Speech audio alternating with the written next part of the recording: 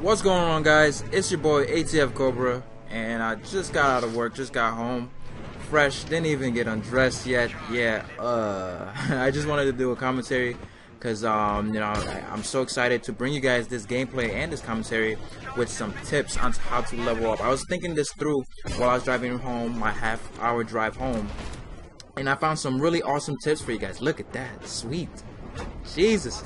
I love seeing those double kills and triples in Battlefield 3. It's so bright and blue. But yeah, anyways, let's get to these tips on how to level up faster. Now, the fastest way to level up in Battlefield 3 is by playing either Rush, Conquest, and using the Engineer Kit.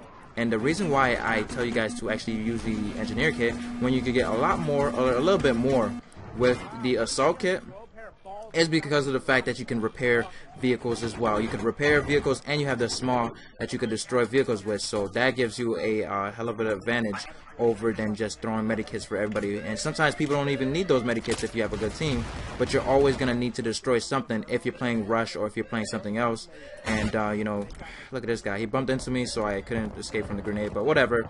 My first death, and plenty more to come. But yeah, when you're using the Engineer, try to repair or stay near with somebody who has a vehicle a lot of times, because you're gonna end up repairing their vehicle or attacking another vehicle, that either it be a tank or whatever else it may be. But you're gonna end up destroying another vehicle, so you're gonna need that. And see, I like to rush, and that's the only way to really catch enemies off guard, making me end up in the freaking spawn section again. But yeah, these guys were kind of sitting back, camping a little bit, trying to defend. I don't really, why do I say camping? But yeah, it wasn't really camping. They were holding, some really good spots down.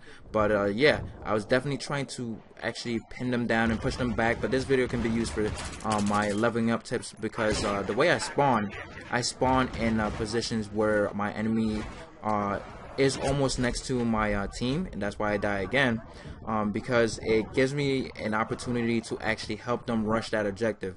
And you know what that does? 50-50, you're gonna die 50% of the time, and the other half you're gonna actually be able to rush the enemy team and actually push them back. But yeah, and then the other time I actually spawned in a helicopter. I tried to fly it for a little bit. I wanted to give you guys the tips on flying helicopters, but I don't know how to drive or fly too well. You see me try to balance it and try to move, and it just didn't work out for me.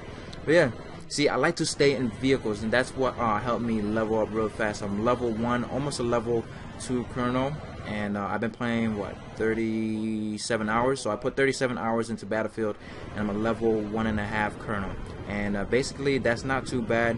It's if I put a lot more hours, I'll probably be a level 2 or level 3 colonel if I play consistently. But yeah, Engineer, remember to use whatever is good for you and whatever the enemy team comes with. If they're running a lot of tanks, you're gonna want to use the Javelin. And the Javelin, all it takes is 2 Javelin shots to destroy a tank. I don't know if you guys know that, and I don't see a lot of people using Javelin, because every time I see a tank, I get kind of angry that nobody's trying to take it out. Yeah, the small is not gonna do much damage to it. So yeah, I don't know what happened here, but yeah, the small's not gonna do too much damage to a tank, so you're gonna want to use the Javelin. And plus, it's gonna give you 100. First, it's gonna give you 50 points for actually 100 points for disabling it, and then another 150 for destroying it or something. And if you get one person, that's 150, and if you get 2 people, which most likely happens 70% of the time, you're gonna get at least 300 to 400. So all in all, that's about almost 700-800, maybe even 1,000, depending on if you destroy the vehicle by yourself. And that's a lot of points. I mean, when you look at the end of the game, most of the time I end games with like 5,000 or 6,000 points. I try to go for the triple, but he had a shotgun, so I ate the dirt. Damn, I was hoping for that triple. But yeah, and it's so sad. I mean, he was using a shotgun and an environment that was really long range, and he was suffering. I mean, he got me twice, but that was about it. We actually stomped him and whoever he was trying to use the shotgun, because he tried to kill me a couple times, but it didn't end up working. But yeah, you see me here, I spawned on my teammate's vehicle, and then I luckily saw a tank, so I jumped into it. And that's what you want to do for when you're looking for those points. Look for vehicles, look for tanks, because you're always gonna get points no matter what you do. You jump in the tank, you jump out, your teammate jumps in while he's in there, you're repairing it, you get points for that. And you know, if you destroy a vehicle in the tank, or you know, you get the driver assist if you're in the tank, so that helps you out as well. And you know, if you guys don't like using the engineer, you don't like using rockets, and you don't like taking out vehicles, or if you're in a map without vehicles, then I suggest definitely going for the assault. The assault helps as well because you're throwing down many packs for your teammates, and you're getting them up. I think it's 150 or maybe 100 points per you know, person that you pick up. And look at my tank, it was badly bruised, and look at my teammate, he comes, rushes in, and he helps me fix it. And not only does that help me actually stay alive longer in the tank, but it gives him points. It gives him, you know, 10 points per assist per second, so that's 10, 20, 30, maybe he took like 4 or 5 seconds, that's 50 points, basically, that he just got, and all for helping me out. And then he's gonna get a driver assist. Every time I kill somebody, he's gonna get a driver assist. Do you know how many points that is per game? That's crazy. I don't know why nobody really looks at that. Look at that. Wow, I destroyed the freaking explosives that they set. Now come on now, guys, seriously, you're gonna lay all your mines all in one spot? That's easy for me to spot. That's easy for me to just be like, hey, let me just shoot it. And nobody really does that. I see a lot of people sit back with a tank whenever they see mines on the floor. They sit back in one direction and try to shoot. Like, seriously, you know you can blow those up, so why don't you do that? Why don't you destroy it, clear a path for yourself, and push into the enemy and push them back? And I hate seeing that. I hate seeing tanks sit back there and not try to bulldoze their way through. But that's the way I like to play the tanks. It works out for me. You know, a lot of the times I rarely die from tanks unless everybody on the enemy team is using small rockets or even a javelin. And you know, that really happens because a lot of people try to focus more on getting their own gun kills. But yeah, look at the driver. He comes out, he wants his kill, but I take it from him. And yeah, I seen the other tank, and I'm about to go over there and destroy it. But look at these guys. They pull out their rockets. Finally, they start smartening up after you know, they're being pushed back a little bit. They be like, hey, we gotta pull out some rockets. That's what everybody needs to do. Switch up the pace of your game as well. And look at that, 370. That's crazy. Like, how many points I be getting every and yeah, spotting as well, you know, helps out your team. I think you get what, 30 or 40 or 50 points if you get the spot assist, which means you spot someone and then your teammate kills them. You know, that helps you get points as well. And these points help you level up, and the more you level up, though, I recommend taking your time and not really trying to level up. But if you are trying to level up and get more skill and more experience, then you know, that's good for you. You know, definitely try and do that.